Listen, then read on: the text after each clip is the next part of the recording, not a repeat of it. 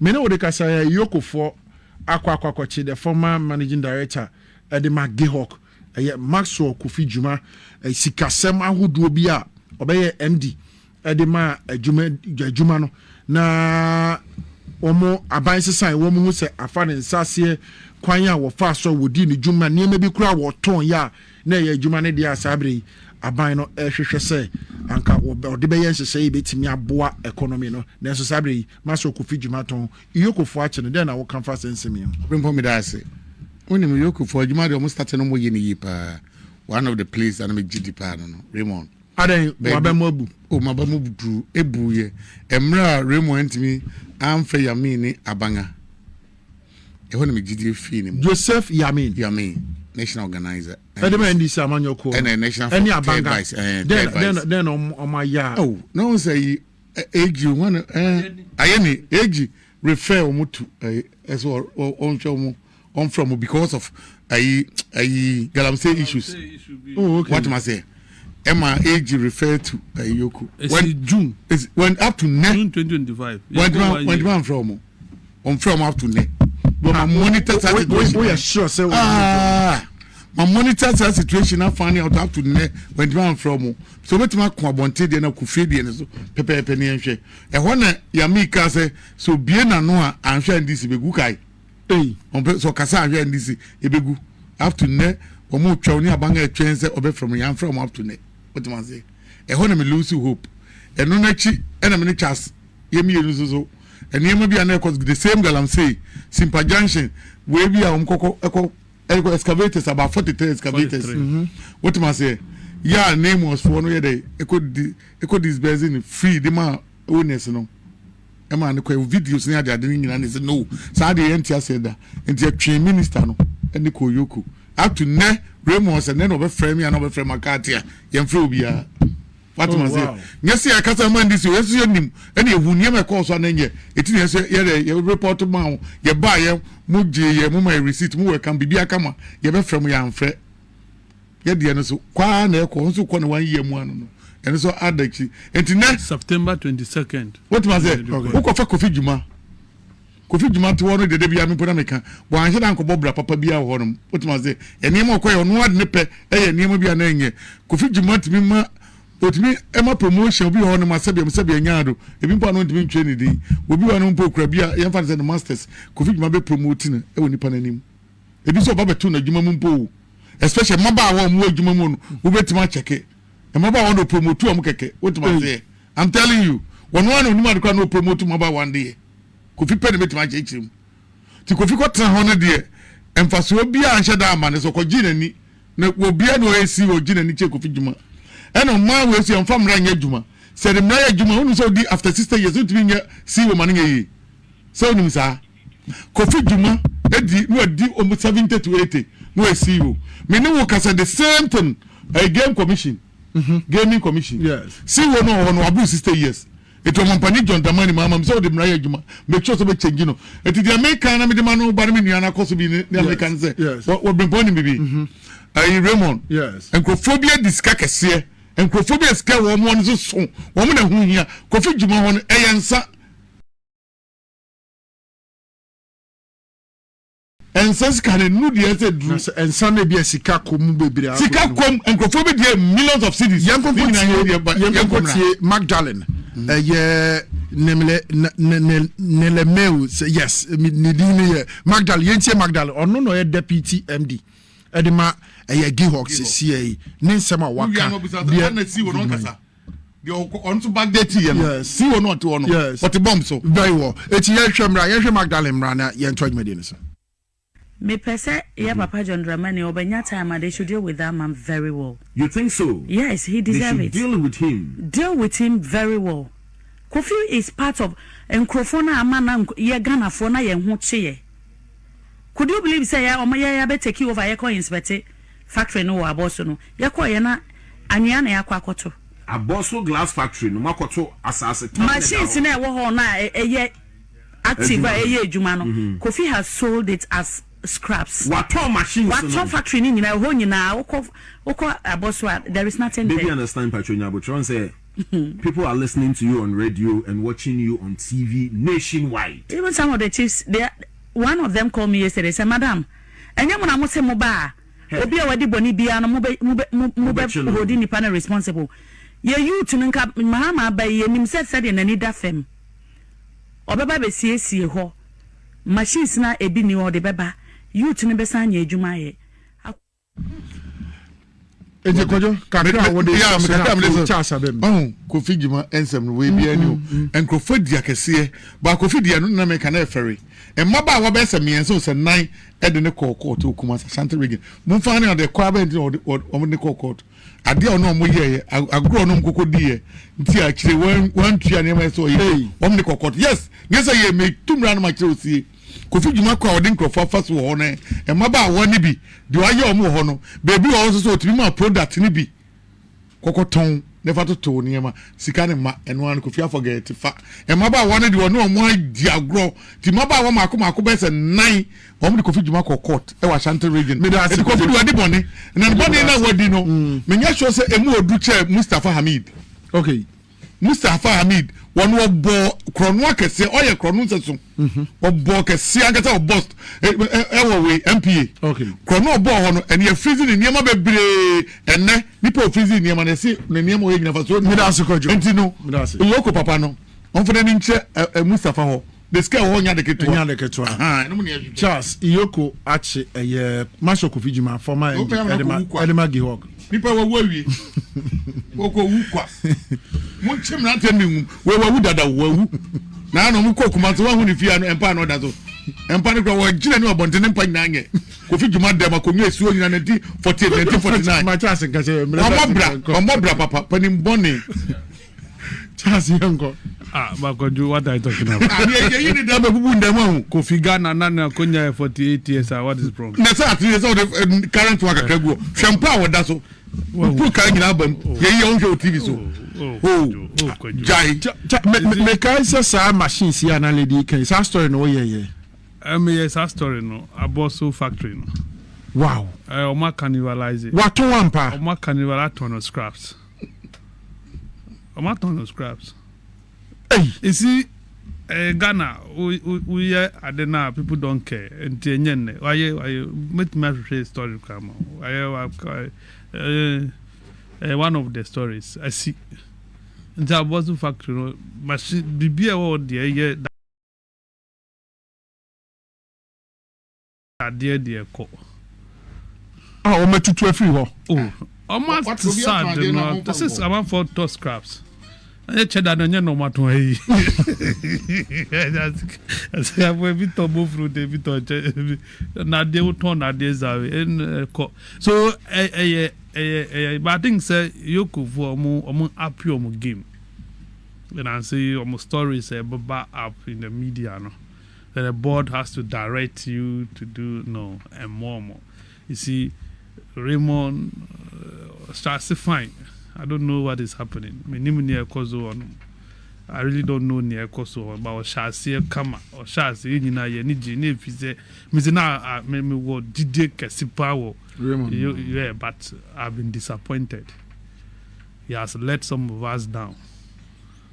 Me can not doubt. Me say be from and I can beat my chest and say no. Because of course sa investigative bodies no Attorney General EOCO ni omo ye omo nyina omo mo aban we they are not helping and that is why this it is we yakofa they are going for the low hanging fruits. Okay, these are the low hanging fruits. I said 7 we na kese na kase gugu ho. Okay, Kojo, I charge me. But the person can be this year for the movie testing say Kojo assembly or restaurant mo fancy kakra. Ye ni share this year. The person munya won say gaming commission si wono sisi kwenu. We did more than 60. And I would do more 63 years. And the constitution one ho ade na papa nda toto emrante ne maba wonye djuma nye ya mo campaign akokra no no na mranse da bi no ono da so to because of number 4 chronics near the Sisikwenu Gaming Commission. Yeah, the work when to obey ye. What must say? I don't know Kokran to. Now, yeah, program now would test my catch and say, slow down, Miss Odia down. Yeah, Baba in Plan Cocrafo. Gaming Commission and Ran Temple the Chalo to near any bet in the Akokran to a day. Oh no, those are one and you. Wow, I'm telling you, another day. I do not bow with 3 money, baby, minister, energy minister will be a jacket of NAPO. Yes, Matus and Crophobia and Colabi to a boba fee. Young day.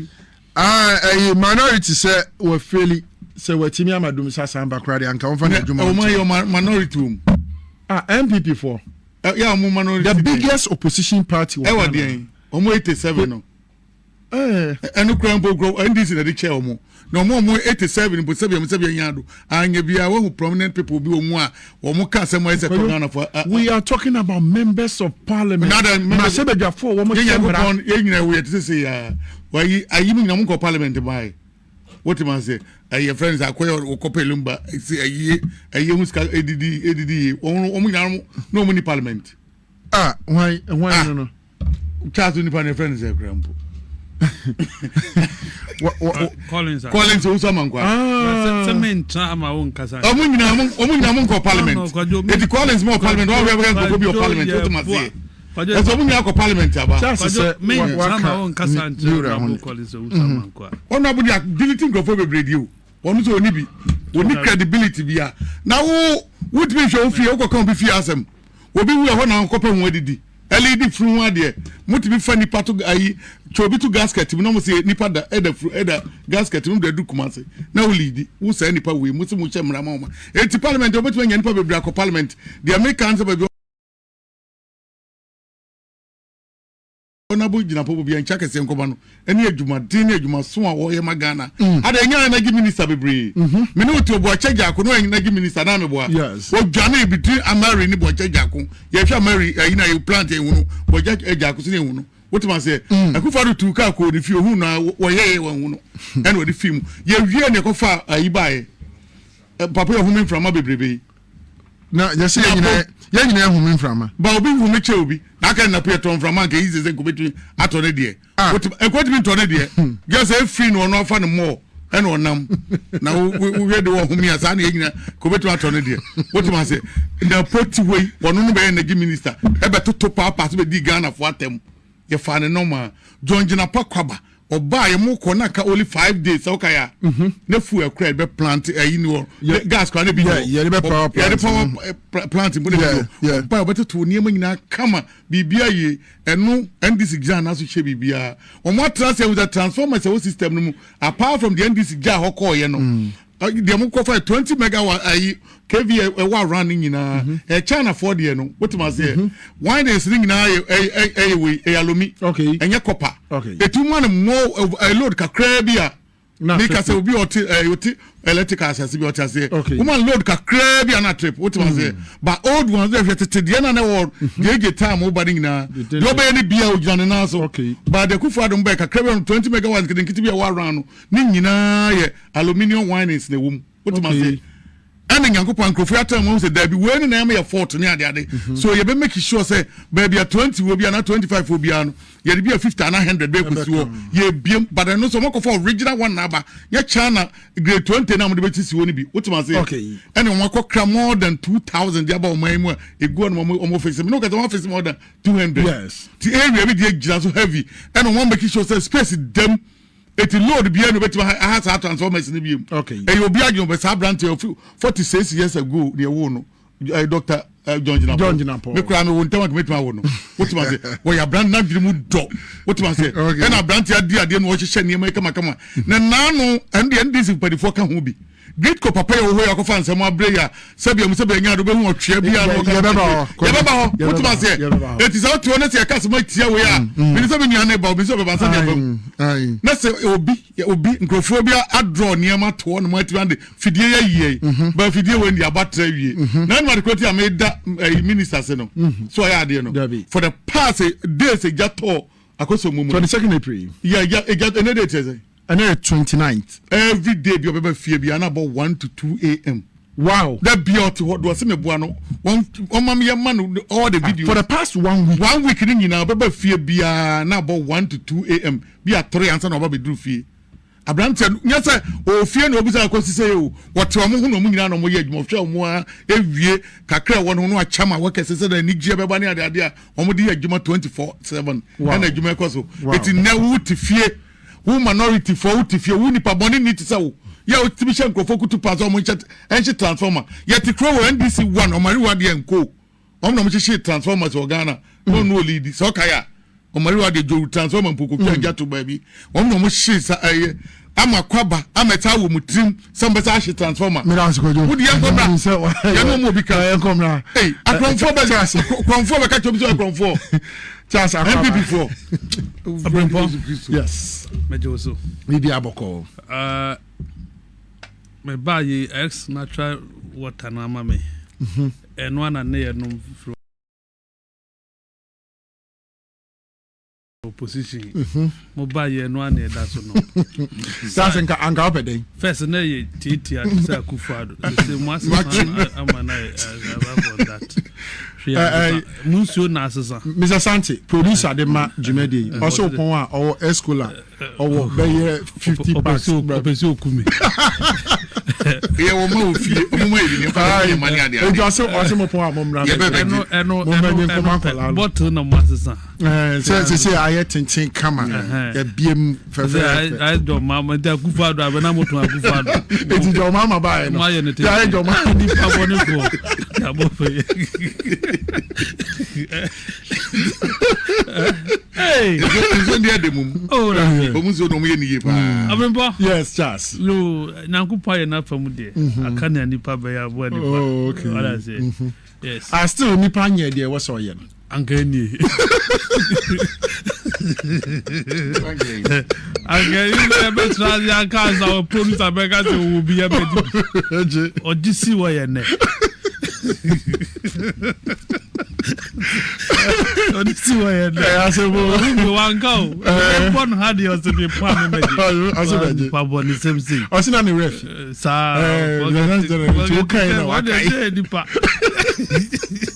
ta na ni ma mu te say aja edio sa as that story office obi bi fu from beba na dada na because utiesi tia manfo e kasa no wabisaze hwan ni na ofihi de no pese otchere okay yes se dum so bagana ni ya bisamu yi no kwesi dum so aba okay enanu bi between 2023 to 2024 first 2022 2024 yes uka dum so a safu yi the minority NPP for no mo se eye dum sesi enye dum so okay sabra ye din tinye kasi da bi o light no de dum na eso a eye dum so etwi kasa I say omo se da bi omo de ne ye dum sesi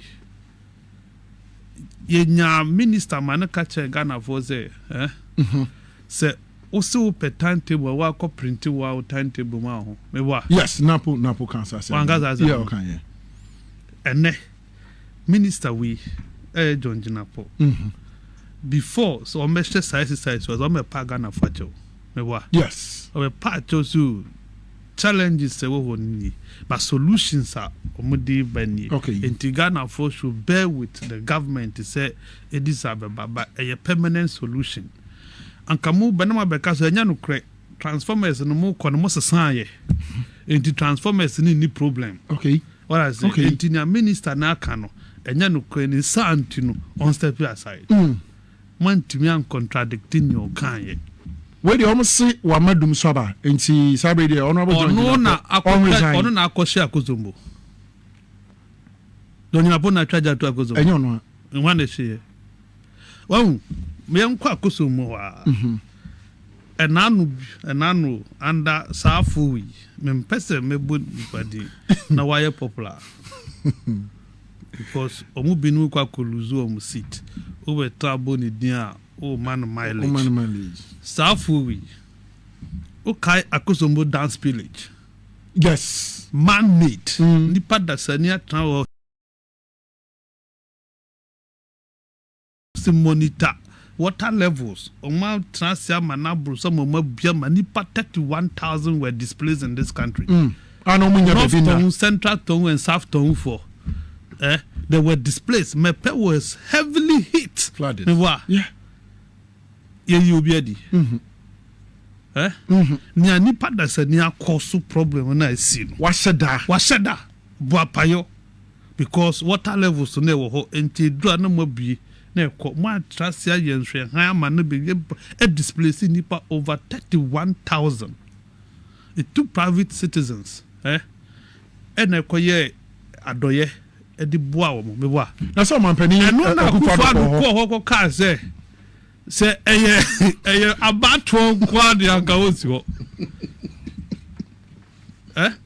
Akufo Addo ko ho no ni ko ka tro mo no say ya abatwo kwa de anka o ma ho say bia ye bo resource no hu de mepe for to man na me ka tro asi wo Ghana you see let's go back asi wo Ghana ha ya nji minister di ya mpam CEO Odwaze ya tiana maton PDS ECG Ghana Electricity Company ECG Electricity Company of Ghana ECG ya ton ECG ama PDS yes PDS the fake documents never you enye dey cancel contract no yes 790 million I vend bank guarantee document no dey enye na my cancel that contract and ya ton we ya mpam obia o na so be a due diligence to make sure sampa the transfer of that asset no that concession in na ye o man you ya mpam obia ye pam obi yes this was I see what Ghana ha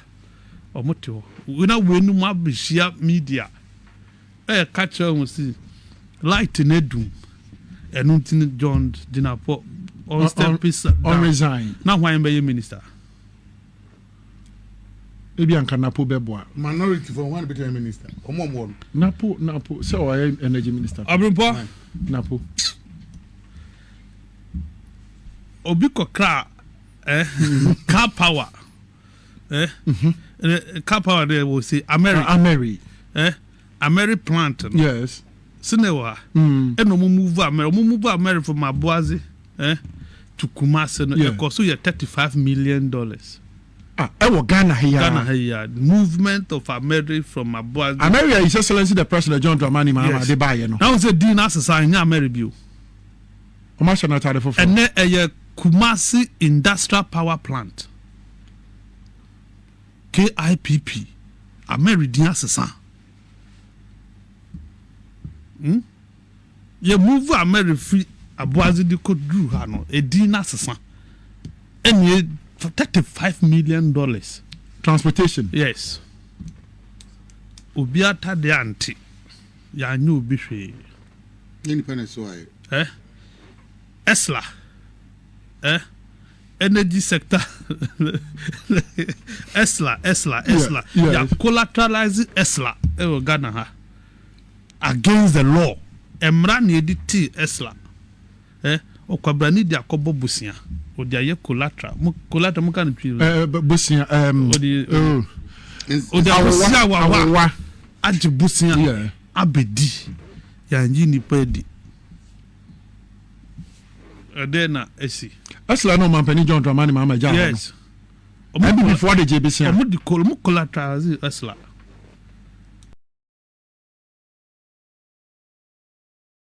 energy sector some they collateralize Esla. Aye, oh see ya nji ni pedi ya nyo bi ahwe. Na light do 2 days 3 days akoso mu jatum. Se jantum ameka se jantum ye. Se jantum ameka se jantum e kana da ho no, MPP ko mutu ya muze. MPP be trans 8 years no, kanu mutu ya musen IPP's foka ni ade e musen no mutu ya ye miso omo generative power sen na to once omoko zero was zero the more connect there were problems there were challenges the government took over anything na be before you confident so who's been panemu kazo dum so besiaba. Because they knew what they have done. Okay. Ya sumu fidie. Ene eko. Enti ebesi. Send friends so betu babo na nancy boss. Yes. That is it. And they were optimistic. Upa share 2024 campaign. Go and check how many advert NPP here. Insisting say NDC ba dum so beba. I didn't hear. Tino mun your my year. Yeah. And no and then Kwesi Akwati UTV. Say no more dear a campaign. So NDC ba dum so beba. And then Kwesi Akwa sign can. This morning. We got notice late. In your notice of this late and can made list advert or mo boy. Campaign messages or mo year yes NDC ba dum so beba. That was the message. Into Muntuntia NDC. In 2024, that was NPP's campaign. They didn't have anything to say. NDC Bobe cancel free exercise. Yeah. NDC Ba do so Asan. There was nothing to say. And the free exercise now in fact. And to do we are busy 3 days here by the end the young fan woman and Aban Dun Saba. Ye but ye ko yes. Baby, so Kojo ya no kase ma memboro na menka. O say NDC for udio machia. Boko dio manim. Siatra eni kuomo. Omo sia abroso. You don't obia on jiwuni no, umfe juma nza. US for no more practice democracy. Several hundreds of years. Yeah. Donald Trump winning here no. See Biden come for no you modi. I know what as you so many ho. Onyo na American omo na ye democracy na che. Okay. Omo na ye suya omo. Ye ka democracy. Omo na divide. We are learning from them. Even omo mpo old people na nyamo amusuya na no am democracy mu new say democracy a family crash you don't know what it is. Mo ba mo na mo won na fofo ye nya we ntra ha ye nya we. Very serious. So when you experience some of this sometimes it makes it difficult for you to come and want to even explain want to talk about it because it's annoying. Studio ha ye kasa ye complaining on some of the things people the remnant I call them remnant. These are remnants you left someone travel and they are causing you the harm. That is you created it for yourself. And you're self-inflicted. Honestly speaking, these challenges are NDC facing with this little you're self-inflicted. You have better hands, better boys and girls around and they could do this thing better. Just that's messing about. No more to no more critique problem no more. No more trouble who do my temp left and right. And I'm okay. But that's a Charles McCarthy, editor at the Hawk newspaper. Thanks for watching. Like and share the video. You can also drop your comment. Please don't forget to subscribe. Click on the bell to turn on the notification.